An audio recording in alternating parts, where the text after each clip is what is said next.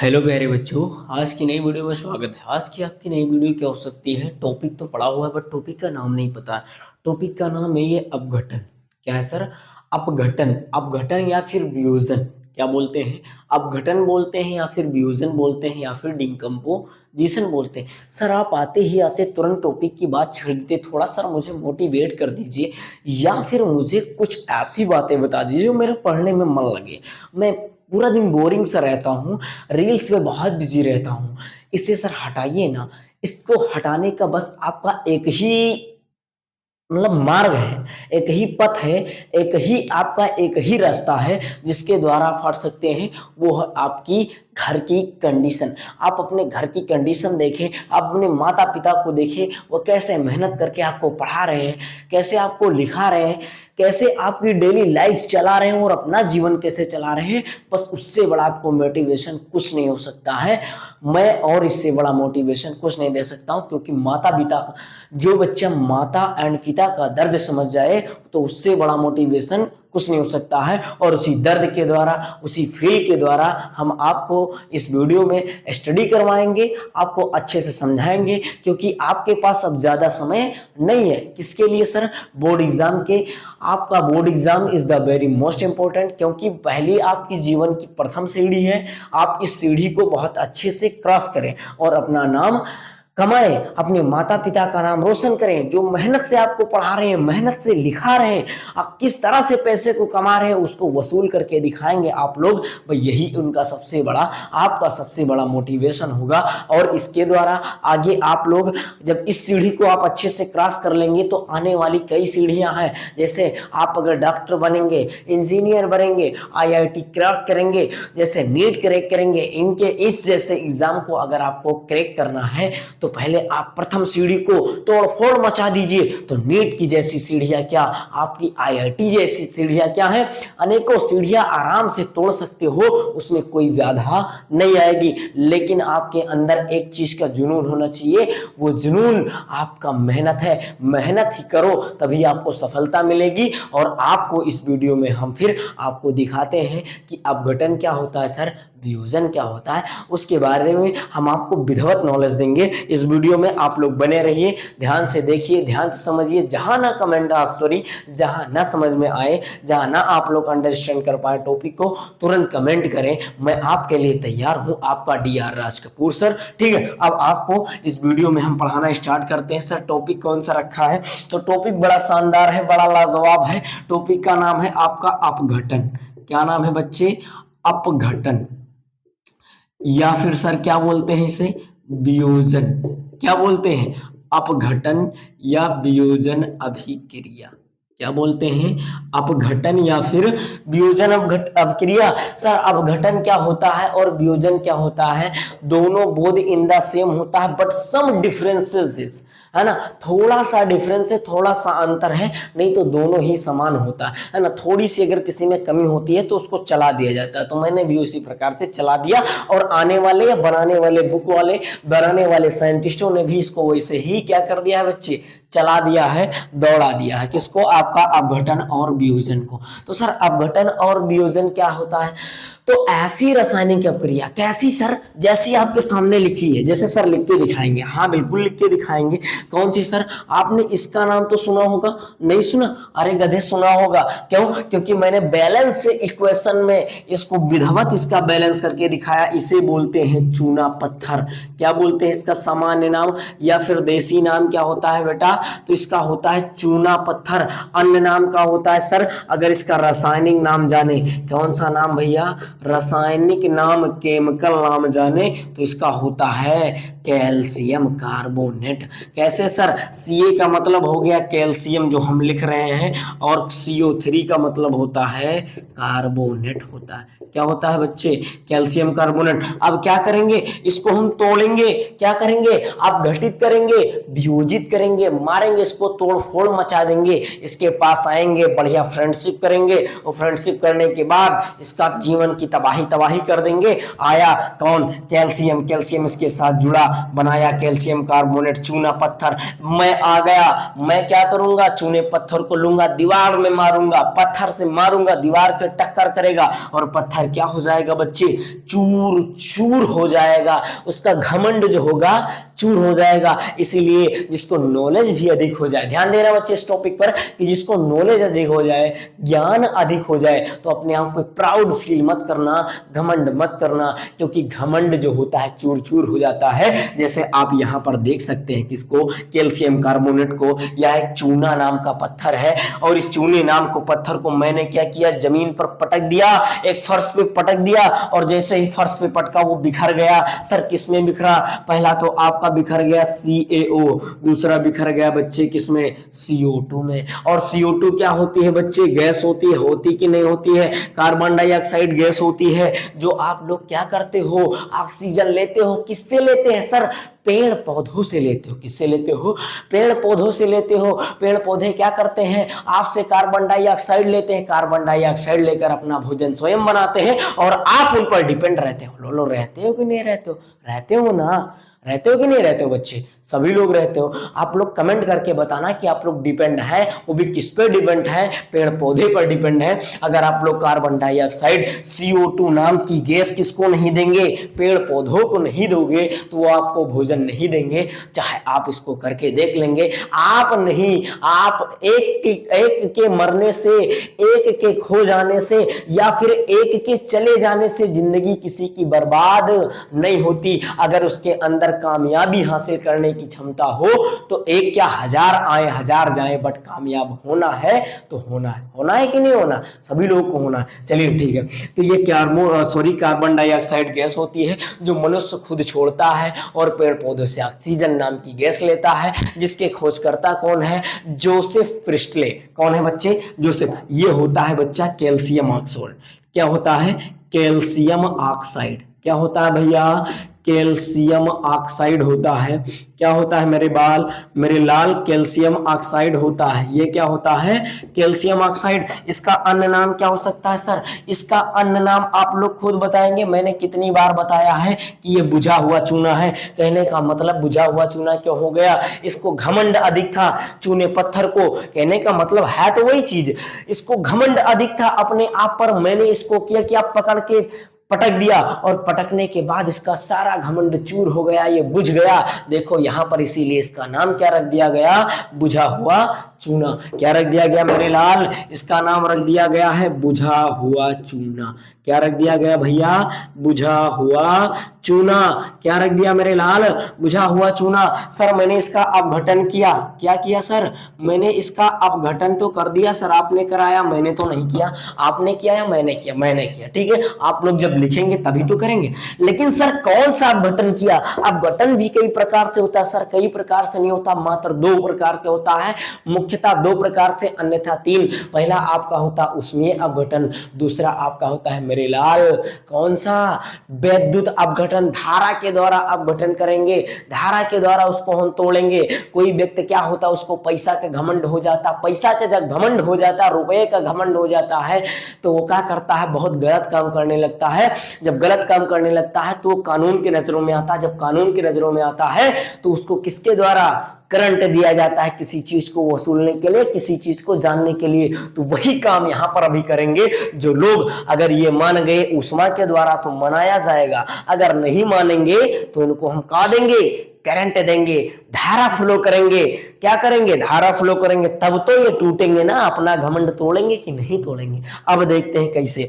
जब आप calcium carbonate क्या क्या करेंगे बच्चे, ऊष्मा ही देंगे, तैसे ये क्या हो जाएगा, कैल्शियम ऑक्साइड और कार्बन डाइऑक्साइड में टूट जाए। जब ये बच्चा आसानी से टूट जाता है तो क्या जरूरत है आपको करंट देने की। जब कोई भी व्यक्ति अपना क्या कर दे, कबूल कर दे, या फिर अपनी क्या कर दे, अपनी गलतियों को खुद स्वयं बता दे, एक छोटी सी क्या करने पर, डांट देने पर, तो उसको ज्यादा डांट देने से कोई दिक्कत नहीं है, मतलब कोई भी जरूरत नहीं है। तो ये हो गया ऊष्मा के द्वारा इसका अपघटन हुआ, तो यही अवक्रिया है।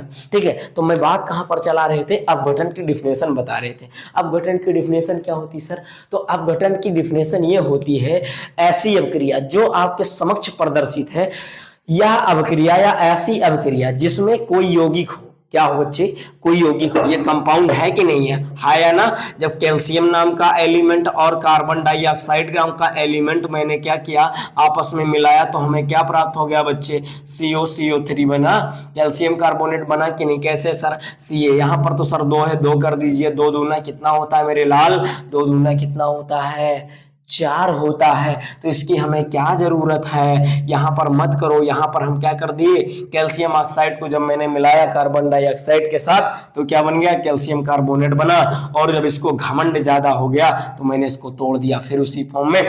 ठीक है, तो अपघटन की डिफिनेशन सर फिर से बता दीजिए, समझ नहीं आया तो। ऐसी रासायनिक प्रक्रिया जो आपके समक्ष प्रदर्शित है, जो एक प्रकार से यौगिक लिया गया, उस यौगिक का नाम सर कैल्शियम कार्बोनेट या चूना पत्थर है। जब यह 2 या 2 से अधिक भागों में टूट जाता है, क्रैक हो जाता है, कहने का मतलब यह एक मार्कर है। इसको मैंने 2 भागों में तोड़ दिया और तोड़ने के बाद हमको नए नए कोई 2 पदार्थ, 2 यौगिक 2 तत्व में टूट जाए, उसे हम क्या कहते हैं, अपघटन अपक्रिया या फिर वियोजन अपक्रिया कहते हैं। यह मुख्यतः 2 प्रकार से होती है। कौन कौन सी सर, पहली होती उसमें, दूसरी होती है विद्युतीय। ठीक है, तो अब एक एक करके हम बताएंगे, आप लोग को समझाएंगे। मेरा मानना आप लोग समझ गए होंगे, क्योंकि वेरी मतलब बहुत डीपली नॉलेज आपको मिल रहा है कि नहीं मिल रहा, कमेंट में जरूर बताना। ठीक है, तो अब इसको मिटाते हैं और इसकी डिफिनेशन लिखते हैं, और आप लोग आराम से इसकी डिफिनेशन लिखना, कोई बहुत जल्दीबाजी नहीं है। ठीक है, चलिए ठीक है।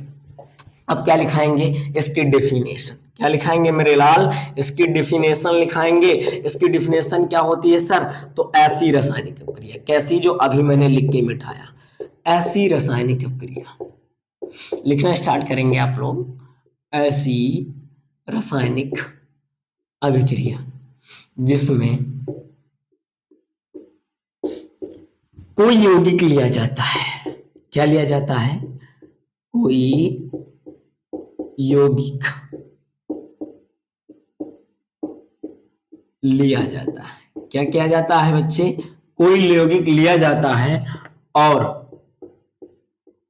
वह यौगिक, कौन सा यौगिक, जो हमने लिया, अब पता नहीं कौन सा लिया, अभी लेकर फिर से दिखाते हैं। वह यौगिक अपघटित करने पर, क्या करने पर, अपघटित करने पर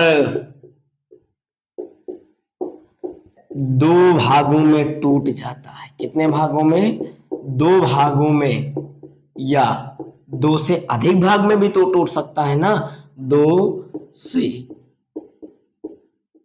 अधिक भाग में टूट जाए, अधिक भाग में टूट जाए, भाग में टूट जाए मेरे लाल, तो उसे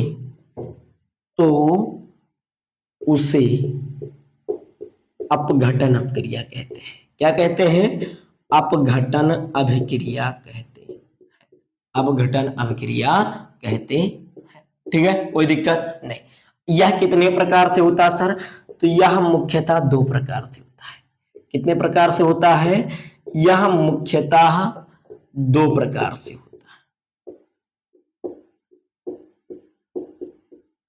कितने प्रकार से होता है बच्चों, यह मुख्यतः 2 प्रकार से होता है। पहला प्रकार है आपका उष्मीय, कौन सा, उष्मीय अपघटन, लिख लीजिए, पूरा लिखिए, क्यों, आधा मत छोड़िए। ठीक है, दूसरा है आपका विद्युतीय।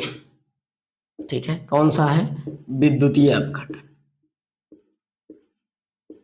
लिख गया, किसी का छूटा तो नहीं, सभी लोग इसको अच्छे से नोट करेंगे, और जहां पर जो ना समझ में आए तुरंत पूछे। ठीक है, तो लिखा है ऐसी रासायनिक प्रक्रिया जिसमें कोई यौगिक, कोई कंपाउंड, जैसे इस यौगिक मैंने ले लिया कैल्शियम कार्बोनेट लिया जाता है, और वह यौगिक अपघटित करने पर कितने भागों में टूट जाए मेरे लाल, CO प्लस CO2 2 भागों में टूटा, इसके अलावा 2 या 2 से अधिक भागों में टूट जाए तो उसे हम अपघटन अपक्रिया कहते हैं। उसे यह मुख्यतः 2 प्रकार से होता है, पहला होता है उष्मीय अपघटन, दूसरा होता है विद्युत अपघटन। आप इसका स्क्रीनशॉट ले लें, उसके बाद में हम उसके पहला कौन सा समझाएंगे, उष्मीय अपघटन, दूसरा विद्युत अपघटन। ठीक है, अब इसको हम मिटाते हैं, रबड़ करते हैं, इसका स्क्रीनशॉट लेके। ठीक है, अब इसको हम क्या कर देंगे, रबड़ कर देंगे। इसके बाद कौन सा टॉपिक छेड़ेंगे सर, आपको मैंने बताया 2 प्रकार से होता है, क्या सर, आपका उष्मीय अपघटन और आपका विद्युतीय अपघटन।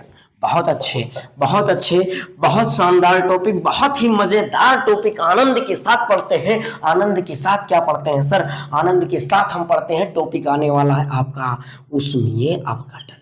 क्या आने वाला है मेरे लाल? ऊष्मीय अपघटन आने वाला है।